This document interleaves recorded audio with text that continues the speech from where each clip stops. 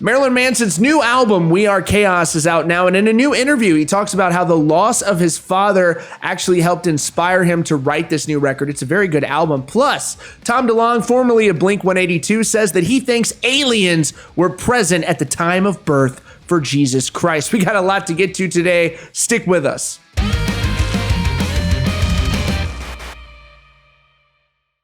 Man, I'm pretty thirsty. Oh, hey, how convenient. Liquid Death mountain water. Huh, I wonder what it tastes like. Man, that's pretty delicious. I don't know about you guys, but I think I'm gonna go to the store after this and go buy a bunch of Liquid Death mountain water. It's totally delicious. All right, welcome to Rock Feed, everybody. Thanks so much for joining us. If you're new here, hit that subscribe button, drop a thumbs up, and make sure you turn notifications on so you don't miss out on breaking news and updates about your favorite band. Best way to support the channel, tells YouTube you like us, and more people will then see our videos. Okay, everybody, before we get to this story about Marilyn Manson, a very, it's a bittersweet story, I want to talk about Tom DeLonge. Now, I want to preface this with the fact that there's this weird thing that we do where we make fun of Tom DeLonge and we make him out to be crazy. And I used to be one of those people. I very much used to scoff at some of the things that Tom would say. And I got to eat crow right here, right now, because Tom has been virtually right about every crazy thing that he said. And it's not crazy anymore because it's actually true. Remember the Tic Tac video? Well, Tom was playing that video with this company To the Stars Academy several years ago, and it was actually confirmed to be true. That infamous video where you see it sort of jolting around the screen, the military actually confirmed its existence. There was some sort of a hearing where they talked about these off-world vehicles, and it was fascinating. And a lot of that has to do with Tom's work.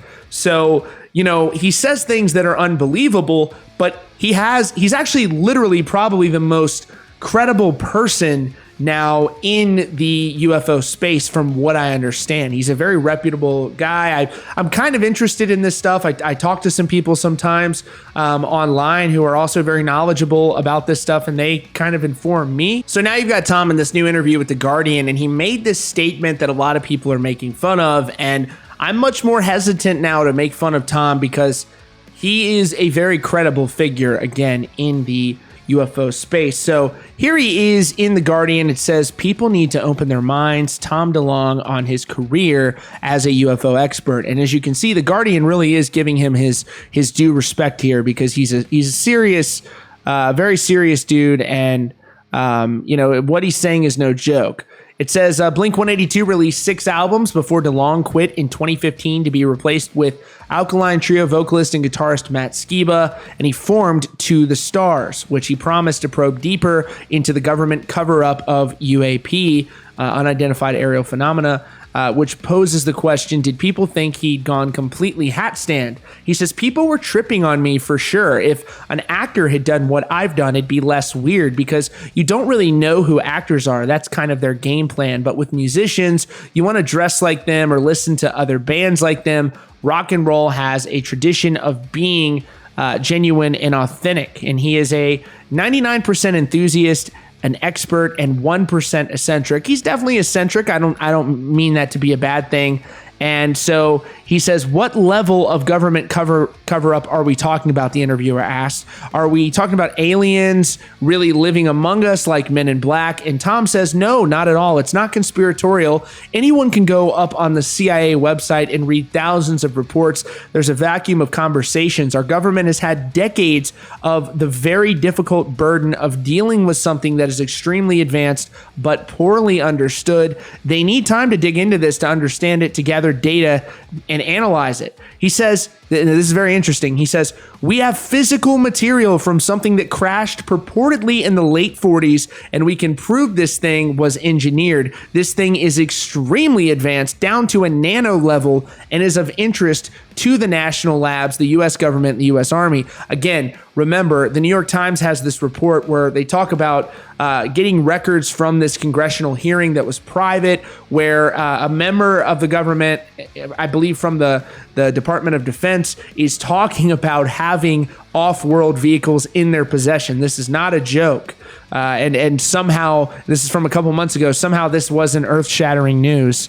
I do. And everybody says everything that's going on right now is so crazy.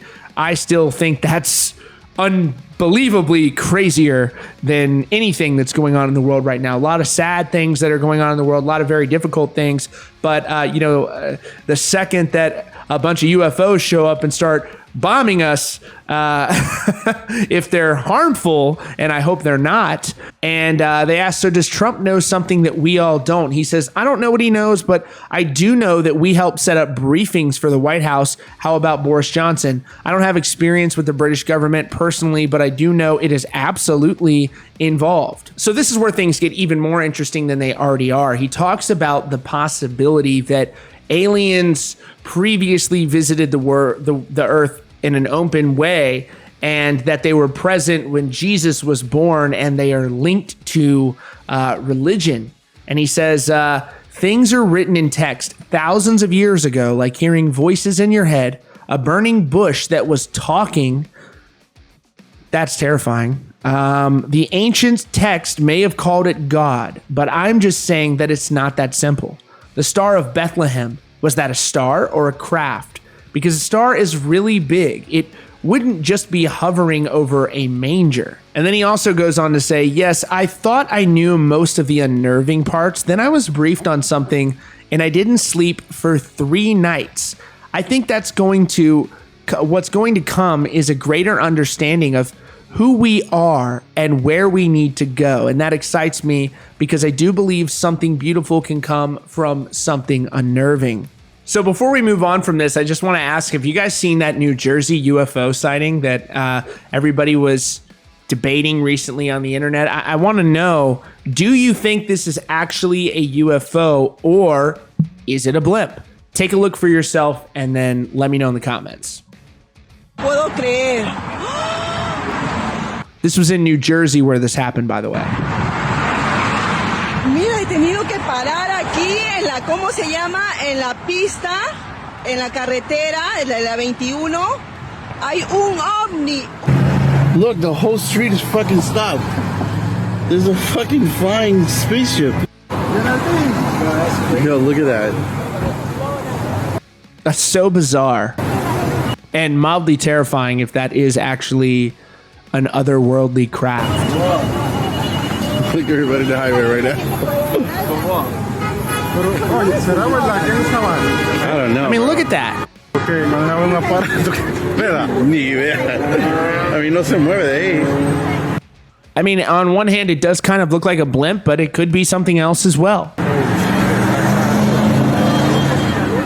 Bizarre. And moving on, Marilyn Manson has his new album, We Are Chaos, out everywhere now, and it's a really great record. You should definitely check it out. And he has a new interview with Apple Music. And one of the things we know about that's happened in the last few years is he's lost his father, and that was obviously something that's very difficult to go through. And he talked about how that inspired him for this record and, basically dealing with that. Here's a little bit from that interview. Was this a follow-on from your last album and from the process of losing a parent and losing your father? I think mortality obviously sets in when you lose both your parents, within a short period of time, which everyone has to go through. It sucks for everyone who's going to experience that, which eventually everyone has to, unless some sort of science fiction process happens. It makes you question who your family is. It makes you make sometimes foolish decisions about trusting people because you're not sure about the camera angle choice there. Your heart's wide open.